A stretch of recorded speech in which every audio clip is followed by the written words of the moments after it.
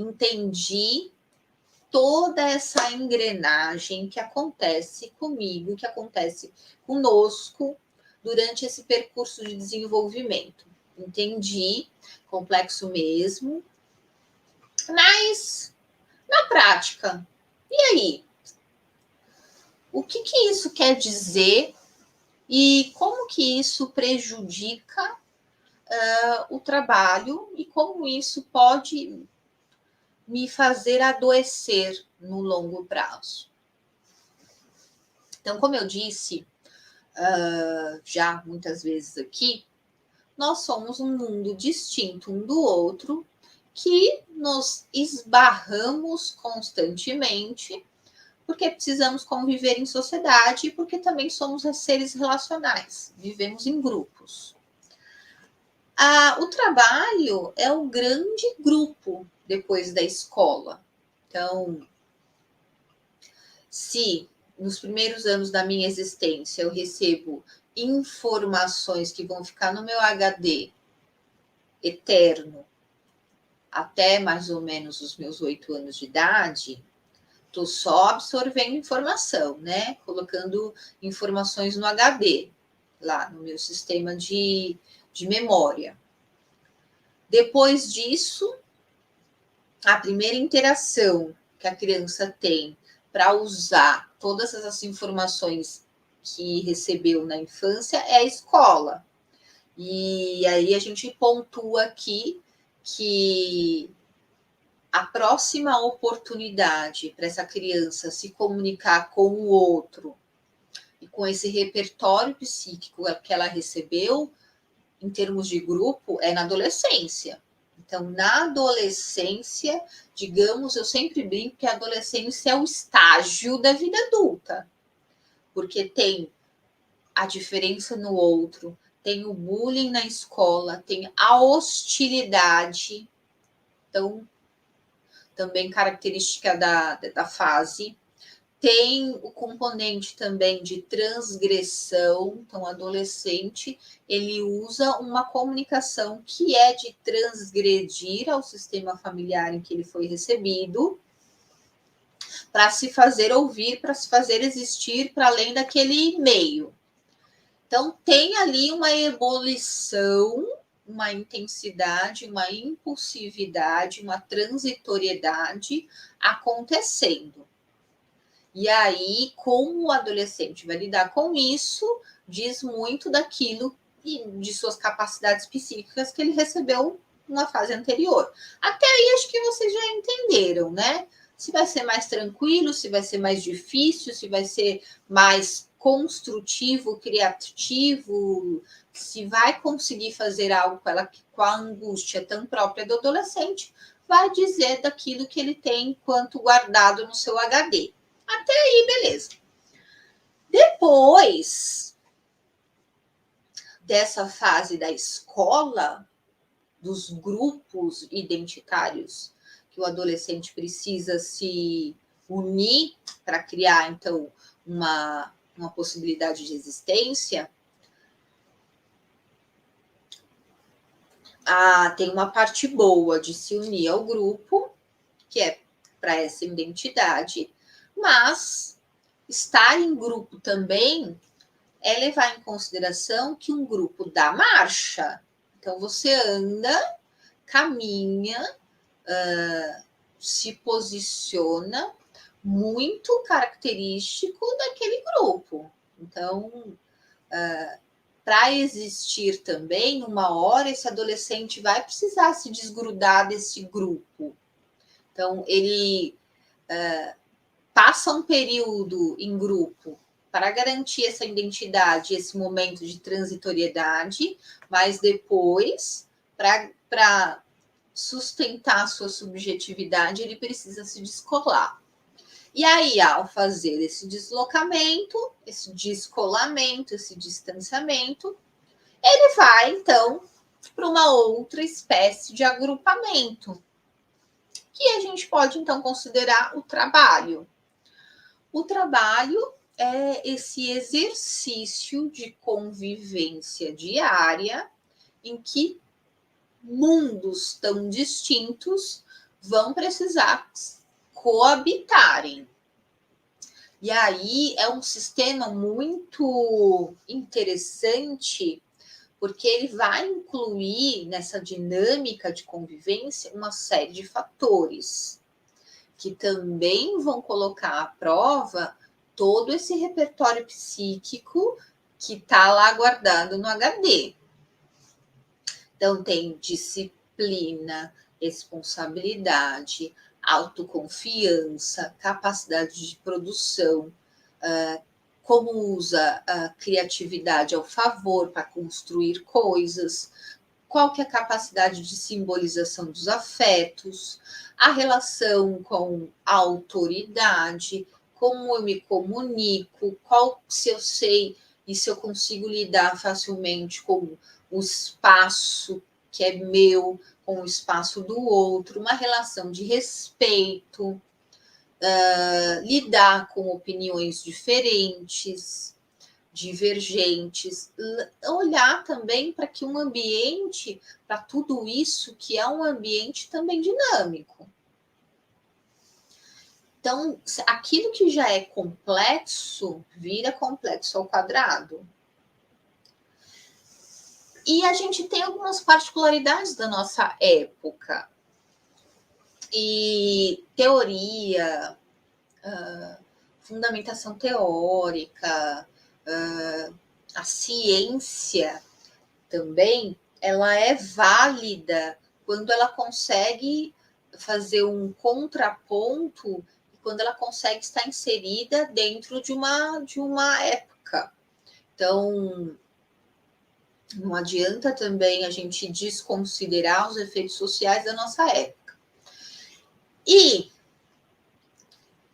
como efeito social do nosso tempo, a gente tem componentes que foram somados e que talvez existiam menos nas gerações anteriores. Então, dificuldade para lidar com frustração, talvez uma impulsividade, um imediatismo de conseguir as coisas de forma mais rápida, sem levar em consideração ou desconsiderar que tudo também tem um processo, um tempo de amadurecimento para acontecer, choques geracionais. Então, se no passado as pessoas tinham uma carreira aí de anos no mesmo lugar, tinha ali uma resiliência / um conformismo / uma realidade cultural social que trazia para aquelas pessoas um pouco mais de assentamento no sentido de bússola. Então, o que isso quer dizer? Quando eu tenho uma bússola, eu tenho um caminho, não tenho? Eu tenho algo que me diz um caminho que eu tenho que seguir. E no trabalho, essa bússola era: eu vou estudar, vou fazer faculdade ou não, fazer um curso técnico, né? Não sei. Vou aprender um ofício, uma profissão, vou entrar num trabalho, né? Numa empresa, ou vou fazer concurso, e vou galgar caminhos, né? Degraus, né? Eu vou subir uma escadinha e vou ter aí um percurso que vai me garantir uma carreira que naquela época a gente considerava e usava o termo sólida. E aí você via aqueles percursos de pessoas que ficaram 10, 15, 20 anos no mesmo lugar, conhecendo ali um único ambiente corporativo. As pessoas perguntavam assim, né? Hoje, com os olhos que nós temos hoje, direcionado esse passado, as pessoas tinham menos desejo?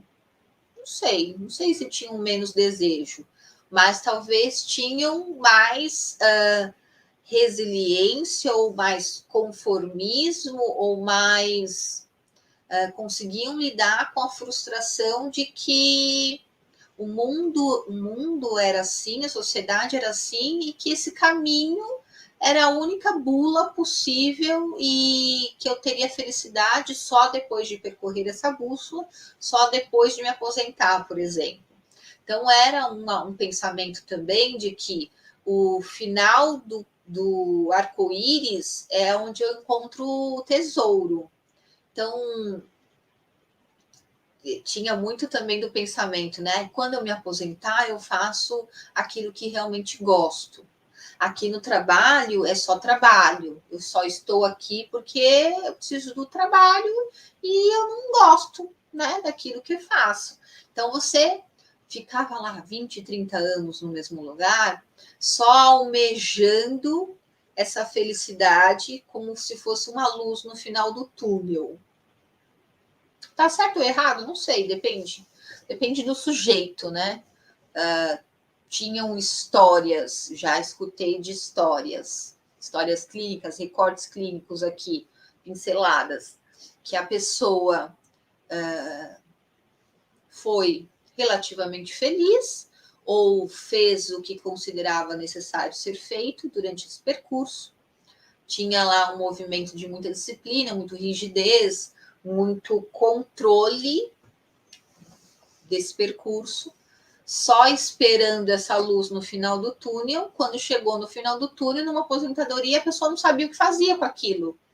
Não tinha desejo suficiente ou não sabia exatamente o que fazer com esse desejo de até deprimir. Olha, hoje que eu tenho tempo, tenho dinheiro e tenho a possibilidade de fazer aquilo que eu quiser, porque eu estou livre da bússola que me comandava e que pré-determinada aquilo que eu tinha que fazer. Hoje que eu tenho uma vida e uma possibilidade que me dá liberdade, eu não sei exatamente o que eu faço com isso. Aí deprime. Já vi casos diferentes, inclusive. Pessoas que almejaram tanto a aposentadoria que quando chegando lá, fizeram... falaram assim, nunca mais vou trabalhar. Chegou na aposentadoria, se redescobriu, viu um outro sentido para aquilo e voltou a trabalhar, só que numa coisa nova, aí que dava mais prazer. Então, a gente não está falando aqui de certo ou errado, a gente está falando de capacidade ou elaborações, o que vai ser significante para cada um, já que a gente está falando singular. Hoje, esse caminho está cada vez mais desbussolado. O que quer dizer isso, Denise? Quanta coisa que você está dizendo aqui para mim e você está me deixando confuso. Então, quando eu digo que hoje a gente tem uma bússola que pouco está nos orientando, eu estou dizendo que a gente tem 455 mil alternativas e a gente não está sabendo exatamente o que fazer com isso. Então, se antes eu tinha uma bússola que me garantia um caminho linear, tipo, sabe o cavalo que vai trotando e ele é conduzido pelo cavaleiro? Então, o sujeito tinha uma bússola que dizia, vai, segue esse caminho, vai, reto toda a vida. E aí, às vezes, dava umas merda, né? Porque essa bússola também tem a volatilidade da vida. Então, às vezes, o caminho que a bússola conduzia esse cavaleiro, às vezes a vida chegava lá e falava assim, ó, filhão, você planejou aqui, tipo, 1, 2, 3, valendo, recalculando rota. E aí, se você é muito rígido, muito disciplinado e muito colado a essa bússola, você também ficava meio desbaratinado, né? Porque falta um pouco de flexibilidade para contornar aquilo que a vida ia apresentando. Então, beleza, tinha um caminho. Hoje é o contrário disso. Então, você não tem um caminho a seguir. Na verdade, você tem muitos caminhos e, às vezes, pouco foco. Por quê? E aí a gente entra num conceito muito importante para a psicanálise, que é castração. A castração, em termos simples, né? Tentando aqui ser didática, castração significa isso. Eu tenho alternativa A, B, C, D, E, F, G, H, I, J. E infinito, né? Em alguns casos. Eu tenho lá entre 10 alternativas. Se eu escolho uma, a certeza que eu tenho é que eu preciso renunciar às 9, às outras 9. Isso é o conceito de castração. Nós recebemos esse indício de que somos castrados lá nas primeiras impressões, nas primeiras informações que a gente vai recebendo no nosso HD. E hoje tem uma tentativa muito grande de conseguir se abarcar todas as alternativas, como se eu não tivesse que me haver com essa falta. Os pais, inclusive, tentam minimizar essa falta de algum jeito. Então, tentam minimizar frustração dos filhos. Então, o que antes era um caminho muito disciplinado e rígido, hoje ele está, por vezes, muito solto, liberal. Eu sempre brinco fazendo a metáfora que a gente não sabe exatamente a diferença da liberdade e da libertinagem. Então, em termos de informações, nós beiramos com a libertinagem, que é tanta coisa ao mesmo tempo que a gente não sabe o que faz com isso. E com isso aumenta e tem aumentado o nível de angústia. Porque se eu não consigo me haver com a falta, eu também não consigo desejar. E se eu não desejo, eu também me sinto desbussolado, esperando que de alguma forma o outro possa me ajudar nesse direcionamento. Então, no adolescente, a gente vê, quando tem muito comportamento transgressor, de transgredir a autoridade, também é uma tentativa impulsiva e desesperada de dizer para esses pais: me deem um caminho, me dê um limite, me dê um direcionamento. Só que inconscientemente a gente vê tudo isso, toda essa panela de pressão no trabalho, porque é no trabalho que a gente convive na fase adulta, não é mesmo? E aí, se a gente está falando que é muito difícil e tem sido cada vez mais difícil lidar com essa angústia,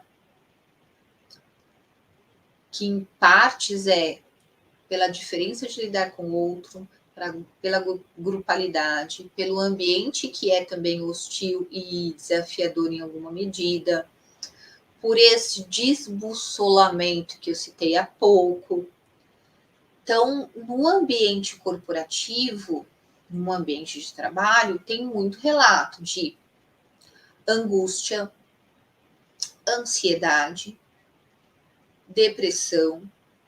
Depois da pandemia, inclusive, os casos, inclusive de consultório, é mais de ansiedade do que de depressão. E no trabalho, depois da inclusão do diagnóstico de burnout no DSM, e como sigla e como doença, como patologia, o burnout tem sido muito estudado, falado, verificado, e que também nos faz pensar nos números estatísticos desse afastamento. Só que burnout é a cereja do bolo de tudo isso que eu disse enquanto problemática do trabalho.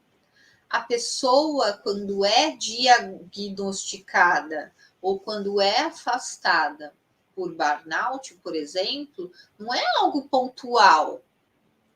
Quando você vai voltar para essa história, você vai escutando de uma série de negligências ou do psíquico que vai sendo minimizado ou negligenciado, até que algum dia alguma coisa aconteça e algo exploda. E aí receba o nome de burnout. Então, a estafa, ou esse estresse que gera no corpo sintomas físicos, ela é uma conjunção multifatorial de vários elementos que, somados ao longo prazo, poderão, então, desembocar no que hoje a gente considera, enquanto diagnóstico, o burnout. A mesma coisa, depressão. Então, ansiedade, em alguma medida, todos nós teremos, porque a vida é complexa. A ansiedade que me incapacita ou que me paralisa e que faz gerar no meu corpo sintomas físicos, aí já é o excesso, o extremo, talvez a negligência daquilo que eu vou sentindo por um longo prazo, até que eu tenha uma síndrome do pânico, por exemplo. E aí tem uma coisa interessante, a gente já vai se encaminhando para o final, e eu vou fazer um convite para você no final, é que eu gravei recentemente uma participação num programa aqui para a Assembleia Legislativa de São Paulo, que daqui a pouco vai estar no canal também para você assistir. A participação foi com uma colega psiquiátrica, né, da psiquiatria, e ela diz que das especialidades médicas, a psiquiatria tipo final de feira. Das especialidades médicas, a psiquiatria é a xepa. Isso significa o quê?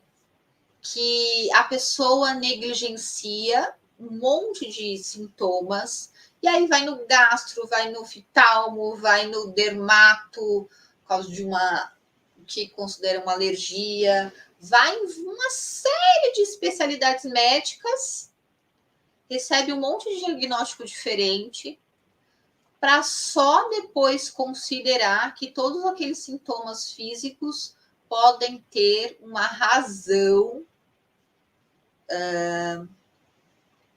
que é ou de fundo emocional ou psíquico, e que vai demandar não negligenciamento daquilo, mas sim olhar e recontar sobre aquela história, inclusive, em alguns casos, fazendo uso da medicação para conseguir tratar e aplacar aqueles sintomas físicos.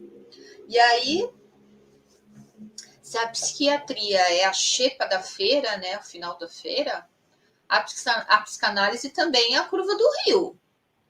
Porque a pessoa passa por terapia comportamental, passa por terapias holísticas diversas, vai fazer 10 sessões de coaching, tenta mudar mindset, faz treinamento de comunicação, caralho, 4. Né?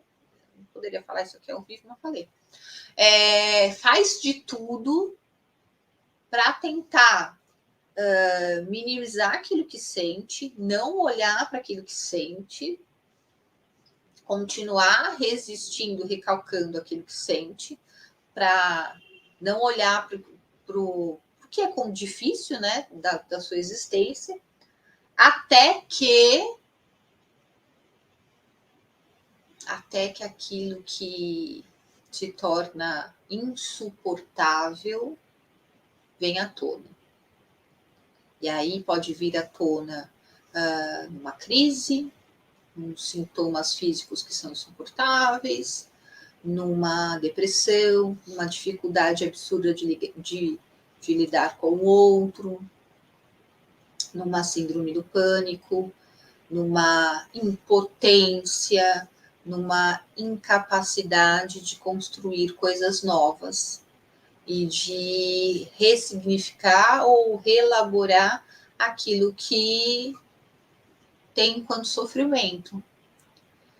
Então, se o complexo é aquilo que já nos fundamenta, em alguma medida a gente vai encontrar dificuldades com esse outro, com essa diferença. Então, sofrimento, em alguma medida, sempre vai haver.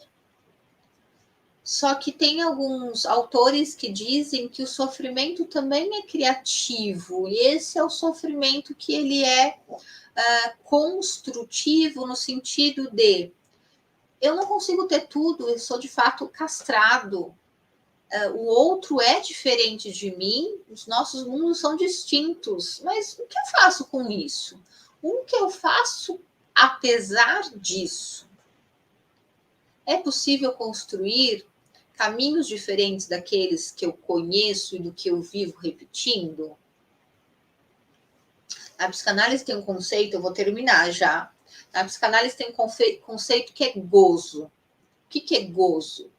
Gozo, sabe quando a gente tem uma feridinha que é uma feridinha que traz sofrimento, né? É uma ferida exposta, traz sofrimento. Mas quando eu dou aquela coçadinha, também não é gostoso? E esse gostosinho da coçadinha é um impulso que me faz sempre querer coçar. Ai, eu tô coçando. Então é um misto. É gostosinho, mas vai aumentando a ferida. É gostosinho, mas me faz sofrer. É gostosinho, mas eu sempre tô lá. Isso é gozo. É para além do prazer, é o prazer que em alguma medida vira desprazer, só que eu não consigo me haver com isso. Eu não consigo abrir mão do prazer que sinto estando na merda. Em termos práticos, é isso. É a merda quentinha, mas eu continuo na merda porque eu já me acostumei com o cheiro. Já me acostumei com aquele conhecido. E o outro me faz convocar para tudo isso. Então, nós somos esse bichinho estranho. E aí, para isso, eu quero te fazer um convite agora. No dia 26 de agosto, eu vou fazer um evento com transmissão ao vivo, mais ou menos nesse esquema aqui que a gente está hoje. E eu vou trazer, além disso que falamos hoje, alguns elementos adicionais para trazer ainda mais dinamismo e o borogodó que a vida convoca, né? Que assim, se a vida fosse em câmera lenta, a gente conseguiria lá fazer aquele movimento Matrix, sabe? Ó, ó, ó. Eu não consigo me mexer muito aqui, que eu tô presa a cabos, né? Mas se a vida fosse em câmera lenta, quando eu percebesse que eu tô coçando aqui, ó, a minha feridinha, e o negócio estava ficando muito sofrível, se a vida fosse em câmera lenta, eu ia fazer aquela manobra tipo Neo, ó, na Matrix. Eu ia desviar. Só que a vida não é assim, não. A vida é trocar um pneu com o carro andando. A vida é dinâmica. A vida impossibilita que eu consiga ver esses afetos de forma distante, né? É tão rápido, quando eu vejo, é uma trombada atrás da outra, é um sofrimento atrás do outro, é uma impossibilidade de reelaborar e recontar dessa vida, porque, ó, o tempo urge. E aí, como elemento, tem inteligência artificial, pode tirar ou não meu trabalho, o que eu vou fazer, como que vamos conviver, quais são os conceitos éticos, o que é a história de sobre nós, e qual é o movimento de algumas pessoas ou grupos que tentam apagar a história da humanidade, o que isso significa. Então, tem uma série de elementos que, somados àquilo que nós falamos hoje, traz mais borogodó para essa vida. E é disso que eu vou falar no dia 26, no evento que eu estou te convidando agora. Então, é um evento que vai acontecer das 10 às 18 horas, com vários intervalos ao longo do dia. São 4 painéis. A gente percorreu aqui 4 blocos de conversa e serão também 4 blocos para este evento. Então, a gente vai começar, então, a pensar na humanidade, na subjetividade, na inteligência artificial e como isso vai acarretar para nós, enquanto criadores, produtores e seres castrados. Vamos falar, então, um pouquinho de empresas familiares. Será que todas as empresas são familiares? Todas as empresas ou todos os agrupamentos têm representantes de autoridade, de relações lineares, tem esses discursos que a gente vai repetindo inconscientemente? Fica aqui a pergunta para você. O terceiro bloco deste evento vai falar, então, qual que é a responsabilidade da empresa e qual que é a responsabilidade do sujeito. E aí a gente vai falar, então, desse cocô que é quentinho, dessa ferida que a gente, ao mesmo tempo, sofre, mas também coça porque é gostoso. E, por último, a gente vai falar, então, das doenças contemporâneas e desse desbussolamento que tem deixado bastante pessoas na angústia ou na ansiedade. E aí a gente fecha falando, e aí? Com tudo isso, o que é possível construir num ambiente muitas vezes tóxico, em que a gente precisa trabalhar e lidar, então, com a nossa limitação. Então, fica aqui meu convite para você. E como bônus especial para essa participação, o carrinho para este evento, os ingressos para este evento estão fixados aqui nos comentários. Você vai entrar lá na página do Simpla, usando o meu código de cupom, chama Denise15, você tem 15% de desconto até o término dos lotes. Eu acho que a gente está no lote 2 deste evento. Então, aproveite os 15% de desconto. E, como bônus, eu te dou... Ó, que louco. Eu te dou um curso totalmente na faixa para você melhorar suas habilidades de comunicação. Eu expliquei para você, né, agora. Comunicação é diferente de linguagem. Ok. Temos essa perspectiva, essa nova informação valiosa agora. Mas, sabendo que aquilo que eu falo não necessariamente, ou melhor, nunca será recebido integralmente na mensagem original, o que eu faço então para minimizar esse ruído? E aí, para minimizar ruído, você tem que lidar com os não ditos e tentar se comunicar melhor. Então, este evento se propõe as duas coisas: que você pense, então, no lado inconsciente da linguagem e treine comunicação. E para isso, estou te dando um curso 100% online, 100% na faixa, uma parceria que a gente fez com uma empresa de treinamento. Então, aproveite os bônus e eu quero te ver lá. Eu vou deixar aqui os meus contatos para a gente trocar uma ideia, caso você tenha dúvidas, ou troca ideia lá também na página do Simpla. Eu tenho certeza que eu reuni os melhores especialistas, tanto da área da psicanálise, quanto também profissionais, líderes que estão, então, nas grandes empresas, lidando com esses grupos.